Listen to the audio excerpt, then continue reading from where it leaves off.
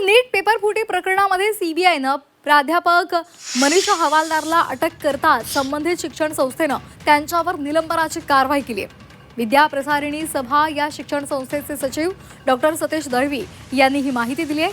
तसंच हवालदार मॅडम ज्या शाळेमध्ये फिजिक्स शिकवायच्या त्या शाळेतून त्यांचा कम्प्युटर, हार्ड डिस्क आणि सीसीटीव्ही तसंच सर्व साहित्य सुद्धा जप्त करून नेल्याचं दळवी यांनी स्पष्टपणे सांगितलेलं आहे।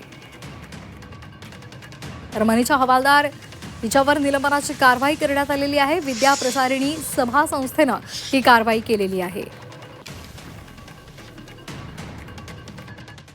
केंद्रीय संस्था ज्या असतात की जे ह्या परीक्षा घेतात त्याही कुणाला कल्पना देत नाहीत गोपनीयतेचा भाग म्हणून, आणि कदाचित ज्या शिक्षकांची नेमणुका केल्या जातात त्याच्या बाबतीत त्या मॅनेजमेंटलाही कळवलं जात नाही गोपनीयतेचा भाग म्हणून, आणि ह्या शिक्षिकासुद्धा किंवा शिक्षकसुद्धा कुणाला सांगत नाहीत गोपनीयतेचा भाग म्हणून। त्यामुळे याच्यामध्ये आम्ही कधी चौकशी केली नाही, कारण माहितीच नाही। जर माहिती मिळाली असती ती चौकशी करणं योग्य झालं असताना आम्हाला अभिमान वाटला असता की एवढ्या मोठ्या संस्थेमध्ये त्यांची निवड झालेली एवढे चांगले शिक्षक आमच्याकडे आहेत, पण असे शिक्षक गुण दाखवतील तर मला वाटतं की ते आम्हाला फार वेदनादायी या घटना घडल्या आहेत। कारण 100 वर्ष जुनी आमची शैक्षणिक संस्था आहे, गोरगरीब विद्यार्थ्यांना शिकवणारी संस्था आहे। त्यातून विद्यार्थी मोठे झाले, शिकले, सवरले, अधिकारी झाले, कुणी राजकारणी झालं, आणि ह्याच्यातच आम्ही अभिमान बाळगणारे आम्ही संस्थाचालक आहोत।